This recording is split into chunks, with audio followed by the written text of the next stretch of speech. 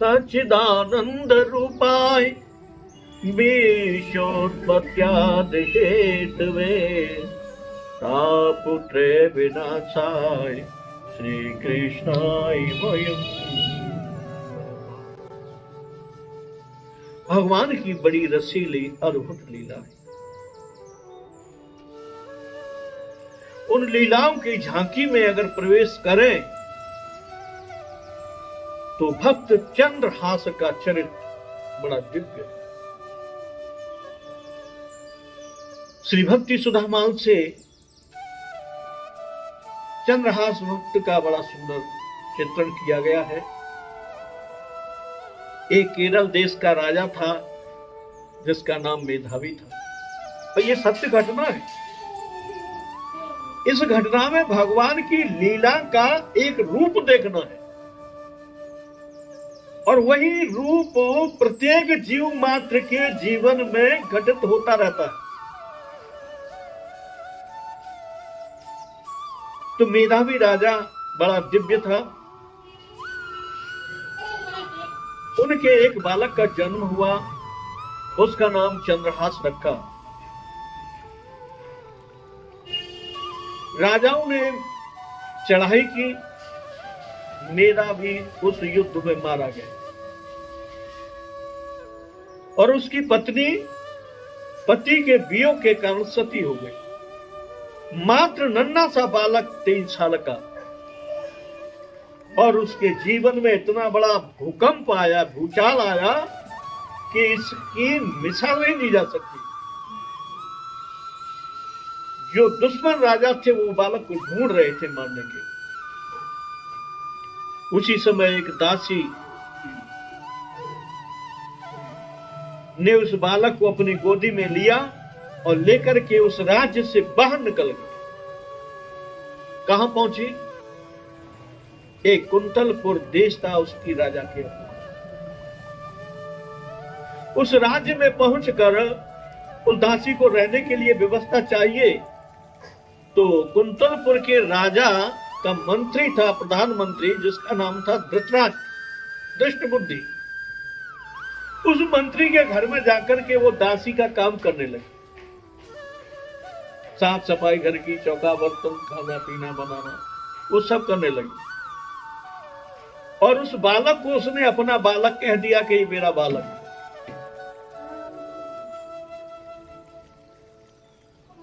बालक थोड़ा बड़ा हुआ, 5 साल की अवस्था हुई। कितना भूचाल था उसके जीवन में, कहा राजा का पुत्र, कहां दासी का पुत्र बनकर रह रहा।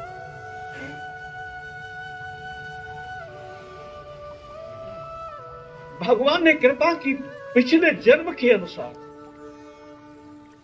नारद जी उस बालक के सम्मुख प्रकट हुए। उस बालक को हरि मंत्र की दीक्षा दी और एक सालग्राम दिए। कहा बेटा तू इसको स्नान कराना, और स्नान का जो जल हो उसको पान करना, और जब भी भोजन करे तो इनको दिखा करके भोजन करना। क्यों 5 साल का बालक है, भूख क्या लगाएगा, बस दिखा के भोजन कर ले। और एक युक्ति बता दी कि इन सालग्राम को मुंह में कैसे रखना है, उसके बाद मुंह में रख लिया कर और श्री हरि का कीर्तन भजन किया। नारद जी चले गए।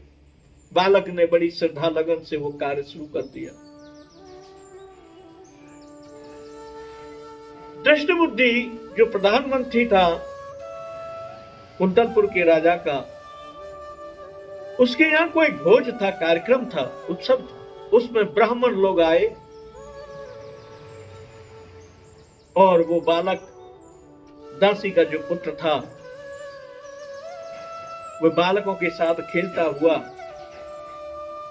जहां ब्राह्मण भोजन करने वाले थे वहां पहुंच गए और जाकर के ब्राह्मणों के जो मुखिया थे उनको प्रणाम किया। उसी क्षण दृष्टबुद्धि जो प्रधानमंत्री था उसका ब्राह्मणों के मुखिया से पूछना हुआ कि उनके एक पुत्री थी, महाराज मेरी इस कन्या का विवाह कहां होगा, कैसे होगा। वो भी छोटी थी, ब्राह्मण थे, त्रिकालदर्शी थे, आगे की सोचने वाले, देखने वाले थे। उन्होंने कहा कि देख, ये बालक है ना, जिसने मुझे प्रणाम किया है, वो तेरी पुत्री का पति बनेगा। प्रधानमंत्री को बहुत दुख हुआ कि मैं कहां प्रधानमंत्री, कहां ये दासी का पुत्र, मेरी पुत्री का विवाह इसके साथ होगा, ये तो मरने जैसी बात होगी।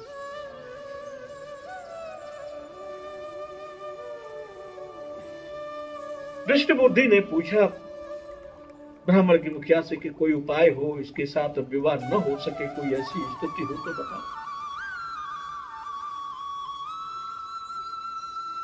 ब्राह्मण मुखिया ने कह दिया कि नहीं, हमें जो दिखाई देता है वो इसके साथ इसका विवाह हो। भोजन करके ब्राह्मण चले गए। प्रधानमंत्री जी ने जो फांसी देते हैं जल्लादों को बुलाया और उस बालक की ओर इशारा करके कहा कि वो दासी पुत्र को ले जाकर के जंगल में उसका वध करो, तुम्हें इनाम दी जाएगी। जल्लादों का काम ही था फांसी देना, वध करना। उस बालक को वो वहां से ले गए, जंगल में चले। जंगल में उस बालक से जल्लादों ने कहा, देख, तेरा अंत समय है, हम तेरा वध करेंगे, तेरी क्या इच्छा है वो बता। बालक ने कहा, अगर इच्छा की बात पूछते हैं तो मुझे कुछ पल दे दिया जाए और मैं कहूं तब मेरे ऊपर घात कर दिया जाए, प्रहार कर दिया। जल्लादों ने बात मान ली। बालक बहुत सुंदर था। जल्लाद हृदय में बड़े दुखी हो रहे हैं कि हमारा जाति कर्म ये बना दिया भगवान ने, इसका वध करने की हमारी इच्छा नहीं होती, पर क्या करे, हमारे ऊपर आदेश है मंत्री जी का। तो उस बालक ने समय मांगा और बालक जल के किनारे गया। वहां एक सरोवर भी था। जाकर के मुंह से सालग्राम जी निकाले, स्नान कराया, जलपान लिया, हाथ में रख लिया और उनकी ओर दृष्टि करके देखने लगा तो उस सालग्राम में से सच्चिदानंद दिव्य आनंद स्वरूप सूक्ष्म दर्शन हुआ। भगवान दर्शन करते हुए प्रेम मग्न हो गए, शरीर की सुध बुध भूल गए और आंख के इशारे से कह दिया कि मेरे ऊपर प्रहार करो।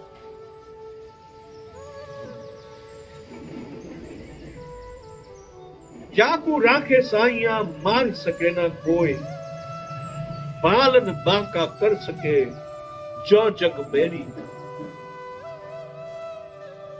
इशारा करते ही जो ही तलवार का प्रहार उस बालक के गर्दन पर किया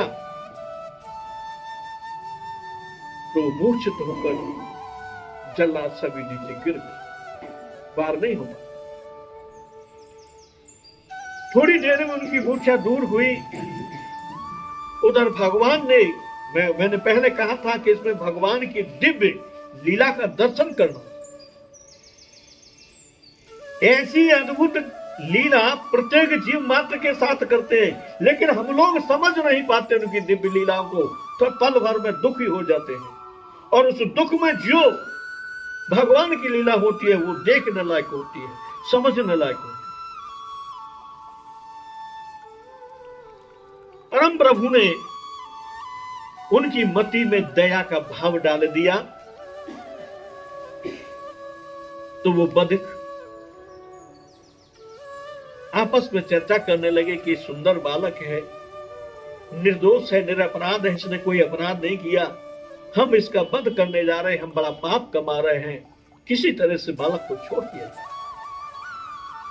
दूसरे ने कहा इसको छोड़ तो देंगे, मेरी भी इच्छा है, पर प्रधानमंत्री को जाकर क्या कहेंगे, अगर उसे पता चला तो वो हमारा ही वध कर देगा। तो उस बालक के हाथ में 6 उंगली थी। ये दोष होता है। तो दूषण रूप जो भूषण था वो जल्लादों ने उसकी 6वीं उंगली काट दी, निशानी के तौर पर प्रधानमंत्री को दिखाने के लिए। और वहां से उस बालक को कह दिया कि तू बेटा इधर मत आना, इस साइड में कहीं भी चले। जल्लाद वापस घर लौट आए। जाकर के प्रधानमंत्री को उस बालक की उंगली दिखाई, वो उंगली उसने पहचान ली और उसको विश्वास हो गया कि उस बालक का वध हो गया। बड़ा खुश हुआ कि चलो हत्या कटी, मेरी पुत्री का विवाह मैं किसी राजा महाराजा के साथ करूं। वो बालक बड़ा दुखी था उस समय। उसे आदेश भी दिया था कि नगर में वापस नहीं आना है, तो जाए कब। बैठा सालग्राम से बातें करने लगा। हे गोविंद, हे गोपाल, ये किस जन्म की सजा मुझे दी जा रही है? कौन सा मैंने ऐसा पाप किया जिस पाप का दंड आज मैं भोग रहा हूं? न पिता का सुख, न माता की छाया, न कोई घर, मैं कहां जाऊं? पर अंदर से उसके विश्वास होता है कि ये सारी सृष्टि भगवान की है और भगवान का मैं हूं, मैं भगवान की सृष्टि में रहूंगा, भगवान की गोदी में रहूंगा। जब ये भाव आया तो प्रभु की लीला प्रत्यक्ष दिखाई देने लगी। जितनी हिरनियां थी जंगल की, वो सब आकर के उस बालक के चारों ओर खड़ी हो गई और उस बालक को देखने। एक बड़ा पक्षी आकर के ऊपर से उसके सिर पर छाया करने लगा। बहुत कड़क धूप थी। हिरनियां उस बालक को देखती हैं। ऊपर आकाश में से पक्षी छाया कर रहा है। उसी क्षण दूसरे राज्य का राजा वहां उस वन में उसी जगह से होकर निकला। उसने ये कौतुक देखा कि ऊपर छाया है, नीचे हिरनियां घेरी हुई है। इसका लक्षण दिखाई देता है कि महासम्राट बनेगा। वो रुका। उसे देख करके हिरनियां अलग हुई। उसके कोई पुत्र भी नहीं था। बड़ा प्रसन्न हुआ कि मैं इसे अपने पुत्र का नाम दूं। उस बालक के पास पहुंचे, उसकी सुंदरता पर मुग्ध हुए, बातचीत की। उसे भोलापन उनका बहुत भाया और उसे गोदी में लेकर के अपने साथ अपने राज्य को ले। और वो राजा उसी कुंतलपुर के एक छोटे से राज्य का राजा था, जहां दुष्ट बुद्धि रहता था, प्रधानमंत्री था। उसी राज्य के राज्य देश में एक छोटा सा राजा था। उस राजा का नाम था कल्की और उस जगह का, देश का नाम, राज्य का नाम था चंदनावती। वो उसको अपने घर ले गया, बड़ा उत्सव मनाया, सबको कह दिया कि मेरा पुत्र है, मेरा पुत्र है। सुंदर उत्सव हुआ। उस बालक की शिक्षा दीक्षा कराई। बालक बड़ा हुआ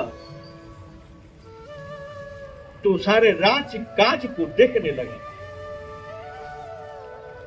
उसके व्यवहार से, उसके प्रेम से, उसके सिद्धांत से चंदनावती का राजा कल्की बड़ा प्रसन्न रहने लगा कि मेरे पुत्र, मैं अब इसे राज्य कर देता। उसे राज्याभिषेक कर दिया, छोटे से देश का राजा बना।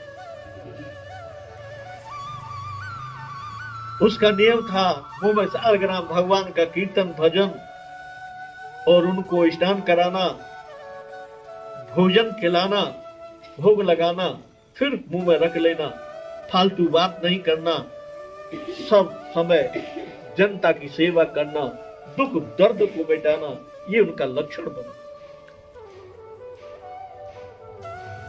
प्रेम भक्ति में, भगवान की भक्ति में वो चंद्रहास इतना डूब गया कि जितना राज्य में पैसा टैक्स के रूप में आता, उस सब को साधुओं में, भक्तों में बांटने लगा। एक कौड़ी भी नहीं बचती थी, सबको जनता की सेवा में लगा देता था। जनता में, राज्य में चंद्रहास की जय जयकार होने लगी। जब टैक्स बचता नहीं है तो टैक्स देगा कहां? उस चंद्रावती के राजा को, कुंतलपुर के राजा को टैक्स देना होता था, जब वो प्रधानमंत्री था। कुंतलपुर के राजा ने कहा कि चंद्रावती से टैक्स नहीं आता है। प्रधानमंत्री को कहा कि तुम जाकर के वहां टैक्स लेके आओ और उसे डांटो धमकाओ, टैक्स क्यों नहीं दे रहा है, कारण पूछो। जब वो कारण पूछने के लिए वहां गया चंद्रावती में, तो चंद्रावती के राजा कल्की ने, और वो जो युवा हो गया था, बड़ा हो गया था, उसने वो दृष्टि प्रधानमंत्री की बहुत आप भगत की सेवा की। उसने उसको, बालक को पहचान लिया, ये तो वही है जिसका वध मैंने कराया था, किंतु ये मेरे साथ जल्लादों ने धोखा किया है, मैं उनके परिवारों को जीवित नहीं छोड़ूंगा। और विचार किया कि किस तरह मैं इसका वध करूं, किस तरह ये मारा जाए, वो युक्ति सोचने लगा। उसी समय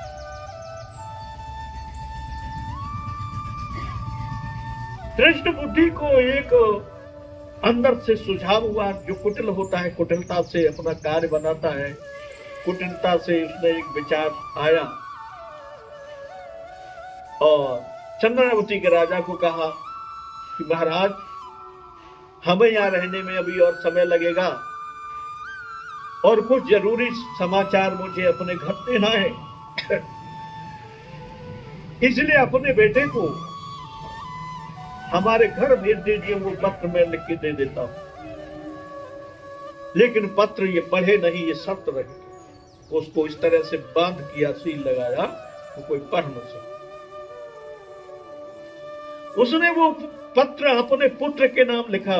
उसका पुत्र था मदन सेन। मदन सेन के नाम से पत्र लिखा और उसमें लिखा कि इसको विष दे देना, जो ही ये मिले पत्र दे, पत्र देने वाले को विष दे दे।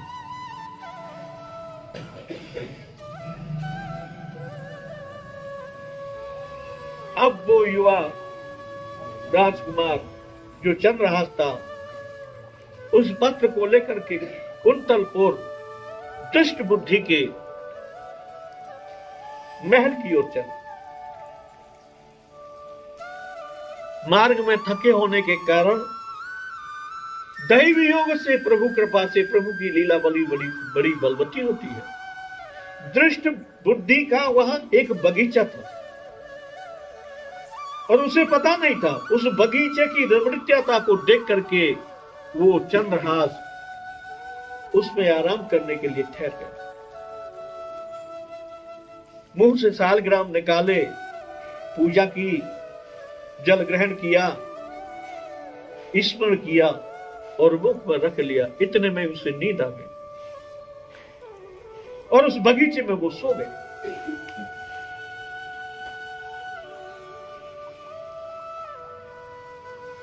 जब सो गया, उसी समय उस दृष्ट बुद्धि प्रधानमंत्री की एक पुत्री थी, एक पुत्र था। पुत्र का नाम मदन सेन था, पुत्री का नाम विषया था। वो पुत्री बगीचे में घूमने के लिए अपनी सखियों के साथ गई। उस युवा बालक को देख करके वो पहले तो आगे बढ़ गई, सखियों को चकमा दे करके आगे करके आई और वापस में लौटती है तो उस युवा के पास जाकर के खड़ी होती है और मन से ही उसने प्रभु की प्रेरणा, दया आई, उसके मन में करुणा आई और मन से ही उसे अपना पति बना। लेकिन जगाया नहीं। उसे वो पत्र दिखाई दे गया जो उसके पास था। पत्र निकाला और पढ़ा कि पत्र देने वाले को मदन सेन विष दे दे।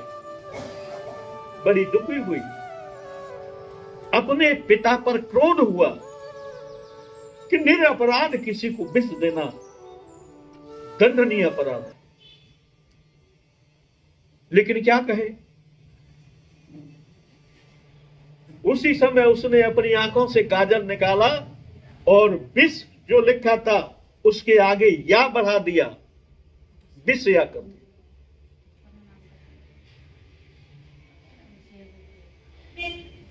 बोलो सच्चिदानंद भगवान की। गोविंद हरे गोपाल हरे।